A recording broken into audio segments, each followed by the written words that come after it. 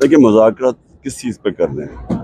आइन के ऊपर चलने के लिए मुज़ाकरात की तो ज़रूरत नहीं है। बहरहाल हम कर रहे हैं जो, लेकिन 90 दिन के बाहर इलेक्शंस नहीं हो सकते।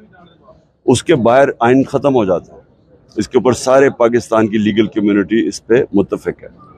मतलब कल एक दूसरा 22 अप्रैल को निगरान हुकूमत की मुद्दत खत्म हो रही है, उस पर तहरीक इंसाफ क्या मौक़िफ़ रखती है? क्या यही निगरान सेटअप है आगे कंटिन्यू करे या फिर नया सेटअप लाया जाए? बिल्कुल, इनकी कोई आइनी हैसियत नहीं रह जाएगी 90 दिन के बाद। सब कुछ जो ये करेंगे गैर आइनी होगा। इनको बिल्कुल हटना चाहिए और एक एडमिनिस्ट्रेटर अपॉइंट करना चाहिए जिसका सिर्फ काम हो इलेक्शन करवाना। ये तो एक और एजेंडा के ऊपर केयरटेकर गवर्नमेंट आई है जो सब कुछ कर रही है सिवाय इलेक्शन के और सिवाय फ्री एंड फेयर इलेक्शन के। ये तो वो इंतकामी कार्रवाई है जो कभी यहाँ हुकूमतों ने नहीं की। ये तो एक एजेंडा पे आई है, वो जो लंदन प्लान का हिस्सा है, जिधर वादा किया गया था नवाज शरीफ के तहरीक इंसाफ को क्रश किया जाएगा और ये नवाज शरीफ के केसेस खत्म किए जाएंगे। ये तो उस एजेंडा पे चल रहे हैं। ये तो इसका तो कोई ताल्लुक ही नहीं है केयरटेकर गवर्नमेंट से। शाहिद हुसैन सैयद साहब ने कहा है कि इमरान खान साहब के जो सऊदी प्रिंस हैं, बादशाह हैं, उनके साथ बड़े अच्छे मामले हैं और अमेरिका के साथ भी उनके साथ जो मामला है वो ठीक है। तो जो बैरूनी एस्टेब्लिशमेंट उनके हवाले से बात की जाए तो इमरान खान ठीक है।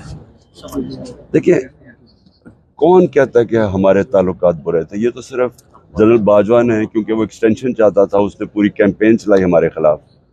लेकिन 2 OIC की मीटिंग्स 3 महीने में होनी पाकिस्तान में फॉरेन मिनिस्टर्स की, ये कभी पाकिस्तान में कितनी देर पहले हुआ था? तो उसके अलावा जो चाइना के साथ, जो हमारे सऊदी के साथ, जो तुर्की के साथ, सारे कॉन्टेक्ट्स का पता है। जो ट्रंप के साथ ताल्लुकात है, जो बोरिस जॉनसन से थे इंग्लैंड के अंदर, जिसने नाम लिया था, तो इनको कौन पूछता है? ये जो कहते हैं ना कि हमारे ताल्लुकात ठीक नहीं थे, इनके बताएं ताल्लुकात किसके? स्टेट बैंक के हवाले से आज जो है वो मामला कायमा कमेटी को भेज दिया है। उन्होंने कहा है, नवीद कमल ने कहा है कि अगर तौहीन अदालत हो सकती है तो तौहीन पार्लियामेंट क्यों नहीं? उन्होंने ये मामला दोबारा कमीशन में भेज दिया। आप क्या समझते हैं कि स्टेट बैंक इंडिपेंडेंट जो है वो 21 अरब में जारी कर सकता है और सुप्रीम कोर्ट के आजाद? देखिए, जिस वक्त अगर इन्होंने स्टेट बैंक ने सुप्रीम कोर्ट के कहने पे पैसा ना दिया, इसका मतलब है कि पाकिस्तान का आइन ख़त्म हो गया।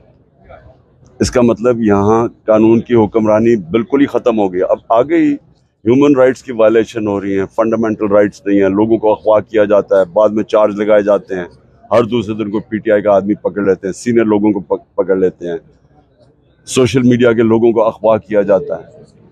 यानी जिस तरह का इस वक्त हमारे पूर्व ब्लैकआउट किया हुआ है मीडिया पे, तो ये तो पाकिस्तान में पहले ही कोई ह्यूमन राइट्स या फंडामेंटल राइट्स ख़त्म हो गए हैं।